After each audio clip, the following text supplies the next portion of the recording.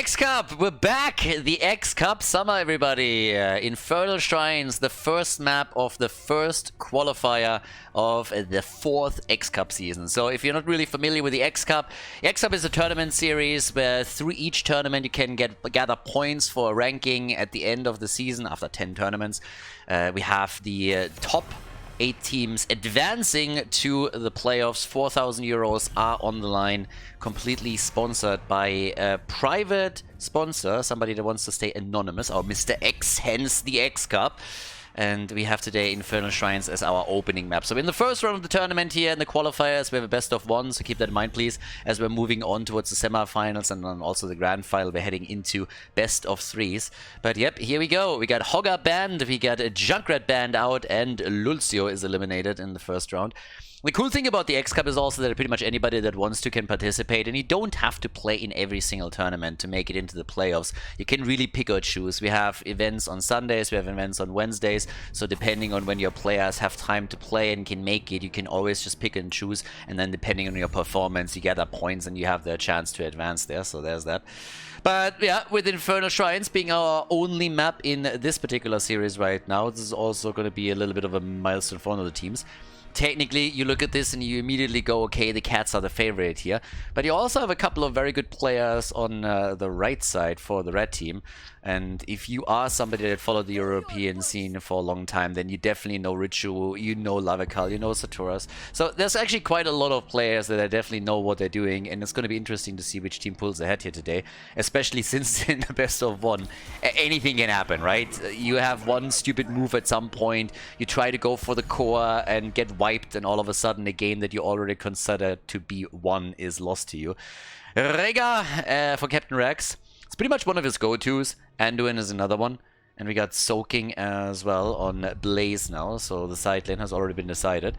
A very early Rel pick, by the way. So seeing you Rel as a first pick here comes a bit as a surprise. It's not a shock, but it's a little bit surprising considering that you could have still gone for Blaze. A couple of other choices too, but they really wanted to have you Rel here for the side lane. Also a bit of a preference pick together with Diablo.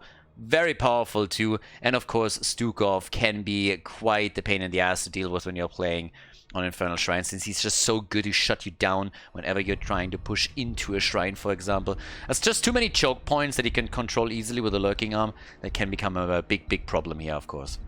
So either way, we now got, with the final few bans coming in, we got Gul'dan. He's already eliminated. And who else are we getting rid of here? Mephisto. Yeah, I don't know. I think Mephisto these days is a little bit overplayed. I liked him and it was like a Marcus special, and when every now and then he was played, these days he's seeing too much play. Don't know what to do with the guy. One of the main problems with Mephisto is honestly that every single time I do my YouTube thumbnails and I'm trying to like highlight to people, hey, these are the heroes that are being played, or at least one of the curious one. Every single PNG that Blizzard put out there from Mephisto is just hot garbage. They all look shit. And I'm always like looking at them and I'm trying like, okay, how can you make this interesting? I know there's a lot of Mephisto players out there that want to see their hero in action, and every single time I want to put the thing on a thumbnail, it just looks garbage, and I'm sitting there and like Jesus, I don't want to. So yeah. Sylvanas is picked, and so is Leoric. And there comes Jaina! I like it, look at that. And Imperia is a big front line. We get Jaina as the burst damage dealer that she is, and all the wave clear, of course, too. And yeah. Yeah, I've been gone for a week, guys. I've been traveling. I've been in Germany for a couple of days, visiting my dad, visiting friends that will soon move to the US for 3 years, or at least that's the plan. Moving to New York. Well, actually, they're moving to New Jersey, but they're telling everybody they're moving to New York. Even I know that New Jersey is the shitty part. And yeah, if you watched How I Met Your Mother, that's the one thing that you know. So there's a lot of stuff that we got to talk about, Stormgate being one of them, and we're going to do that over the next couple of games. But now we have Greyman as our last pick. Infernal Shrines is the map, so let's go, everybody. Game number 1 at the X Cup summer season between the Cats and Disgusting. Game time! Our first and only map in this series is starting up on Infernal Shrines as we are headed for the first game of the X Cup qualifier number 1. The cats on the left, disgusting on the right side. And we got Dracula and Sylvanas. We got Hornio and Blaze. Soaking is playing Leoric. We got Captain Rex on Rhaegar, Hireth on Greymane, and for Disgusting, it's Lalakal on Stukov, Alvaros on Jaina. Every single time, by the way, I see that nickname, I have to think about a walrus. So, like, I don't know. I'm not trying to fat shame Jaina here, but still, it comes to mind. Richu on Urel, we got Akunis on Imperius, and Sartras is playing Diablo. Alright. Yeah, well, as we're having our first game, as I already said, like, one of the things that we definitely have to talk about is Stormgate. Finally, Frostgiant gave us a bit of a glimpse into their new RTS that they're currently developing here. And I gotta say, I am hyped. Now, obviously, they haven't really shown us too much just yet. We haven't seen any actual gameplay, just a couple of pictures. And it's pretty easy to fall into that trap where you're getting too excited about a game and then it turns out to be hot garbage. But I gotta say that especially in the Q&As and everything and all the interviews, they do make the right noises. They seem to be focusing on the right things. They have a lot of people that definitely know what they're doing, that have a lot of industry experience. So my hopes are still that they will be able to deliver. But in case that you have not heard anything of it yet, you probably heard me mention Frostgiant in the past. We now have a name for the game. It's Stormgate. And yeah, I'll definitely do quite a little bit of updating about that. So yeah, watch out for more on that on the channel. We're also going to have our own separate YouTube channel for that. But it's going to be pretty hype. I hope that like everybody in the RTS community, in the esports RTS community is pretty much excited about it. You've seen already that a lot of StarCraft 2 boys were dropping in and giving some info. The same also true for the Warcraft 3 community and everybody else. So there's a lot of hype around it, and I think deservedly so. The game has to obviously be fleshed out. We need to see some actual gameplay and a lot more about it. But again, the noises that all the people involved are making are the right ones. They're seemingly focusing on all the correct things, and it makes it pretty exciting. So yeah, more to come soon. Either way, now that we're heading into our first game, we got level 4 already in. As you could see, also the first kill of the game has already happened. And with Jaina, Jaina's always a little bit of a hit or miss one, because you have a lot of burst damage on her, but if she gets farmed, then you're going to be in trouble. The triple front line is supposed to keep her alive. Here, Akuna is in trouble, but they're killing Greymane. Ah, it comes at a cost. Imperius dies, and he has been eliminated. Alrighty. So, 2 kills for 1. The camp goes to the red team, on the other hand, so they are able to claim it. And by now, we're also having everyone move towards the top. If you're a little bit confused, by the way, because we're still using these colorblind mode colors, that's like an MC, a Masters Clash hangover thing. I need to change that later. Still haven't heard anybody complain about, like, that we should use these colors. Everybody's like, nah, give me back red. So, yeah. But either way, level 4, we now got Neil Peasants. So, everything on that end already focusing on the wave play here. Soaking is utilizing the top to try and push Urel out a bit. And the red team is already at it. First objective is up. We're going to talk about Punisher number 1 here. Level 7 talents, of course, is what both of the teams are striving for at this point in time. And the blue team is slowly poking into the shrine and is trying to get a kill on Diablo. Sartras is in trouble, but gets some assistance and is able to make his way back out. But the cats are starting to dominate the objective here. Off we go. So, with that, we got a top side. Already Dracula doing his thing, pushing this back out down to the bottom of the map. As you can tell, the action continues, but this time it's the blue team that has pulled ahead. They're already on 33 stacks towards the 40 that they need for Punisher number 1. And it seems pretty clear that they are going to take this one. Only one is missing. Captain Rex is still alive. Jaina was trying to go for the kill here. Frozen Punisher is locked in. Bit of a battle between Sylvanas and Urel in the mid lane. But I'm pretty sure that she's going to join the push down at the bot lane now, because, again, she is obviously going to make this so much more dangerous. She's a bit late to the party, but since this is a Frozen Punisher, it's not that critical. And they're already moving through that little side wall, so they are able to protect the Punisher further and maybe even follow up with a kill. And they're looking for Jaina. Jaina gets attacked, gets stunned again, and hammered down by Sylvanas, and Akunis is following suit. Easy double kill for the Cats. They're showing their claws once again as they try to pull ahead in qualifier number 1. And again, this is the first qualifier. Not all of the teams have signed up yet, so that's going to happen over time. There is a chance for the Cats to get a bit of a head start before the big hitters are joining the qualifiers. But now, with a level lead, 1 kill ahead, and a fort destroyed this early in the game. Yeah, pushing with Sylvanas in the mid lane already, and are absolutely doing work here. And then Drake gets caught more or less, and this is not looking good for him. The maze to the face as Urel comes in and drops the hammer. Gets the kill on Sylvanas, and she's dead. But again, they open at least the wall up. They got the fort at the bot lane, so they are still heavily ahead here and doing a fantastic job controlling the early game. Our level 10 abilities are soon going to be ready. Leo already moving out, the janitor trying to take out the trash here and dropping all those minions, and there it is, level 10. And with that, do we get any surprises? Maybe. We're already looking at mind control here. Lately, Arrow has been the more dominant talent to be taken at level 10, but obviously mind control is nothing that's really shocking or anything. We still see it quite regularly. And in addition to that, we have the bunker. Especially, by the way, if you're going for an entomb, you can always go for the budget, buried alive, and drop an entomb, and then also wailing arrows. In this case, they decide against it. They're just trying to go for the mind control. And with Greymane dropping the bullet, and you're also able to just isolate targets a little bit further, and makes also sense. Diablo gets found out here, tries to go for the stun, drops it, nicely done. Lurking on is out, level 10 on both sides now, but Dibbles immediately in slight trouble. Ring of Frost for Girl. Jaina trying to go in with even more burst damage and control.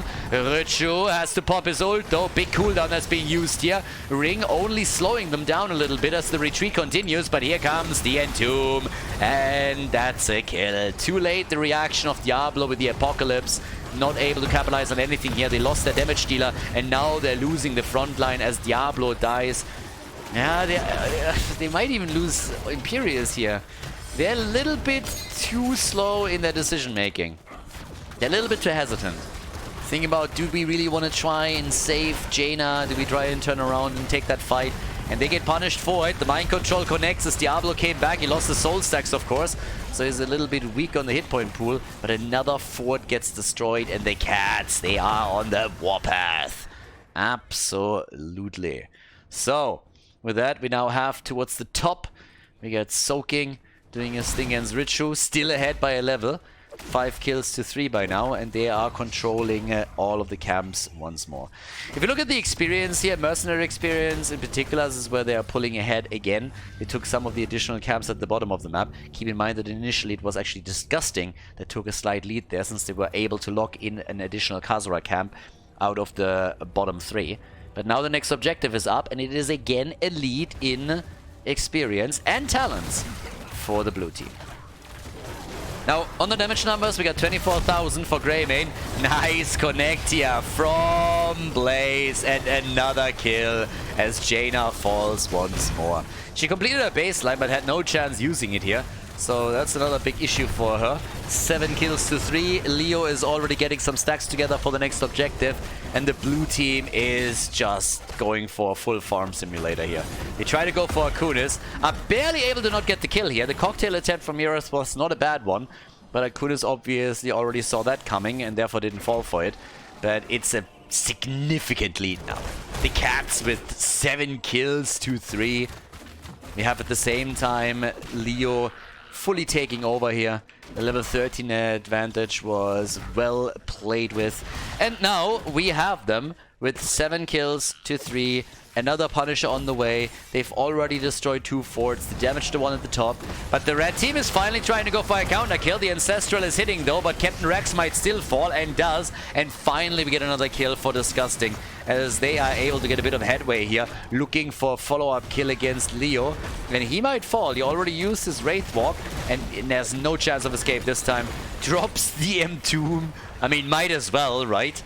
But it's still a cooldown that they burned. Buys a bit of time. Punisher is already attacking the mid lane. And down at the bottom of the map, we actually have a Blaze doing some work.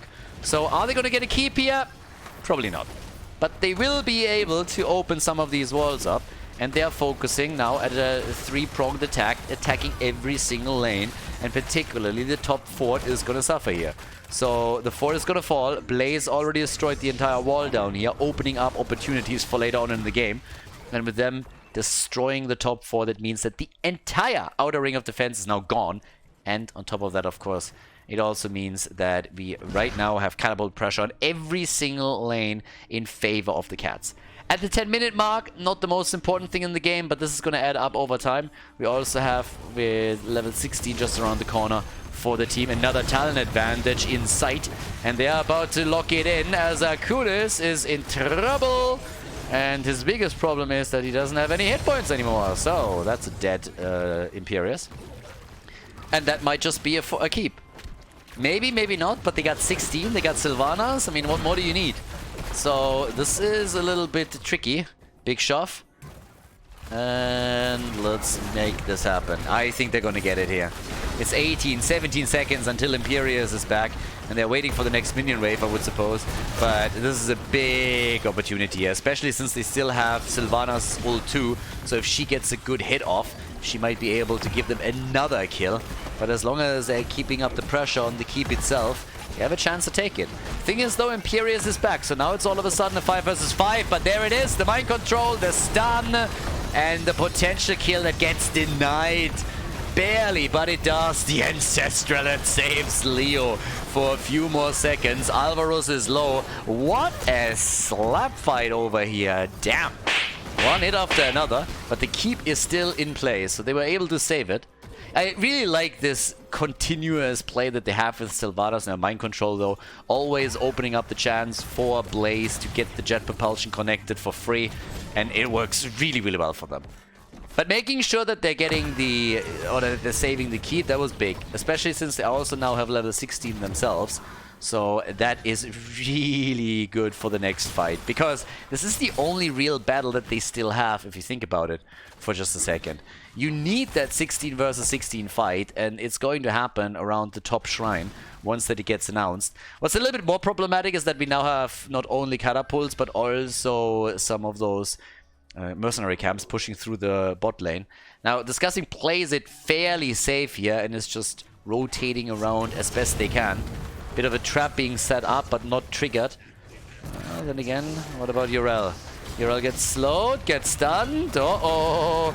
Mind control, ult has been used already, and that's a cooldown trade that you're going to take any day of the week. That was very beneficial for the cats because it's a 2-minute cooldown that just got burned by Yrel, which means she is not going to have that available for the fight up at the top. Yeah, that's a bit problematic. That's a really important and impactful cooldown for her, so survivability is going to suffer a bit. Leo is already working on the next Punisher, and as I said before, in my eyes, this is the moment where Disgusting needs to make a move. They took a bit of a different path because they wanted to prevent them from sneaking down to the bot lane. Nice! Rhaegar down, and so is Blaze, even with Rhaegar getting the Ancestral through. But Greymane is trying for counter kills, and he gets one on Imperius. He dies too, so does Stukov. It's a 2 versus 3 that we're now looking at, with 14-1 stacks for the cats. So it's a bit of an interesting situation that we're looking at here. If Leo would have died, he would soon be back, and all that you would have to do is buy a little bit of time for him to respawn. But they are likely going to lose out on that objective. Now, what are they going to do here? Try and fight for it? Sneak down to the bot lane and simply deal with the keep? Definitely something they can do.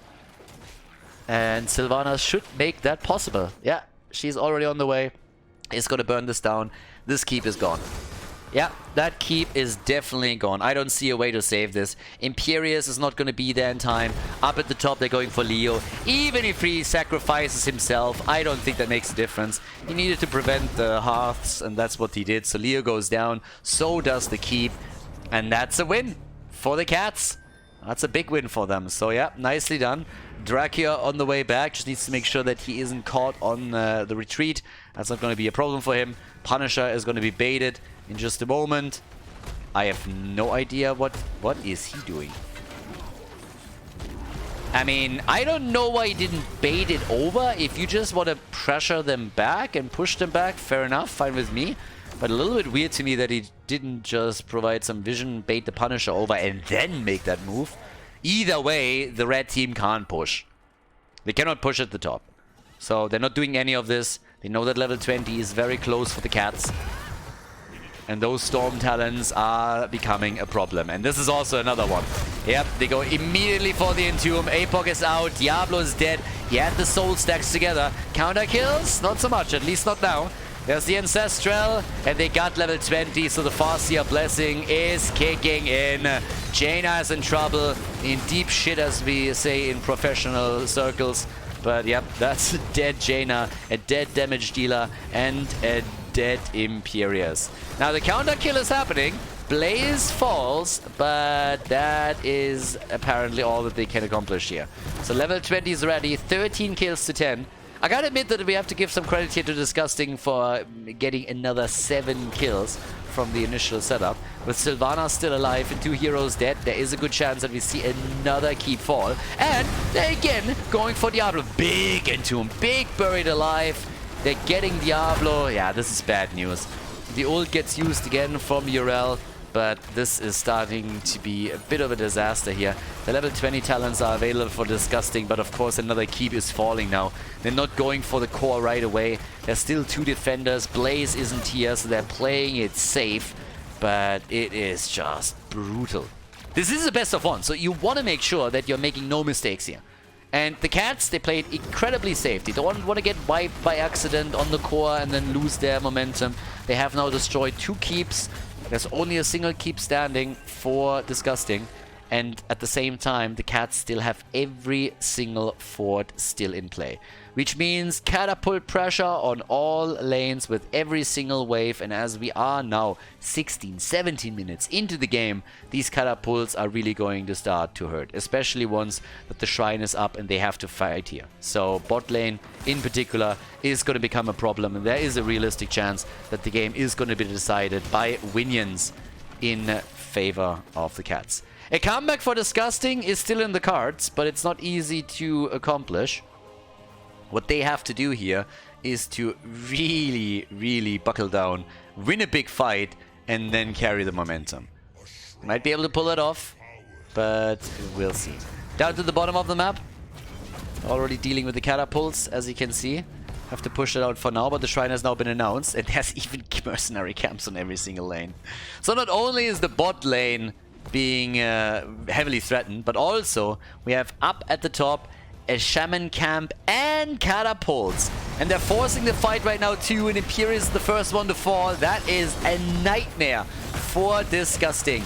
Lane pressure is fantastic, catapults, mercenaries, everything is there.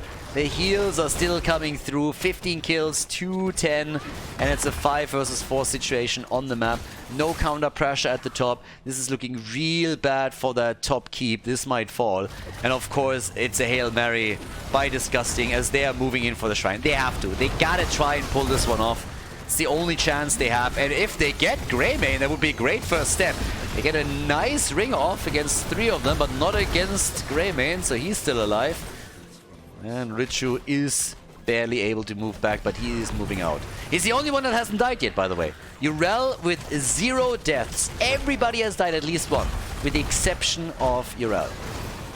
Core is getting attacked, everybody. Greymane died though, so they were able to get their 1 kill. The top keep is also in trouble. Another ring, that cooldown reduction with the cold snap is definitely starting to come in handy. But Urel has now fallen, and the shield is getting scratched on Disgusting's core. So the situation is rather grim. Down goes Blaze on the other hand, so they're fighting tooth and nail, but here comes the push for the top keep. Objective hasn't been taken yet, but with 39 to 2 stacks, they can delay this slightly. Imperius has started to defend the bot lane before the core took actual damage, so the shield is still there. But the Punisher will be claimed by the cats eventually. They're just trying to buy some time for their dead heroes to make it back, and you already guessed it, the top keep has fallen. So now there is not a single structure standing anymore for Disgusting. They are in a real bad position. in a really, really tricky one. So yep, off we go. We got Soaking, Drakia, and Captain Rex already in the middle, doing their thing. And let's make this happen. Alrighty, party time. So, with that, we're starting to see them push straight in, but they're losing Leo immediately. And, of course, Soaking still ghosting around, but guys, look at the mini-map alone. Everything is just getting brutalized here. Sylvanas is on the run, the core is falling, hit points are being dropped very quickly. It's down to 60% already. 16 kills, 213. Diablo also down. And yeah, it's obviously a disaster. The catapults, they're hitting hard at the 20-minute mark. Greymane is chunking it. And this is game as the Cats move on to the semifinals of qualifier number 1 at the X Cup Summer. GG.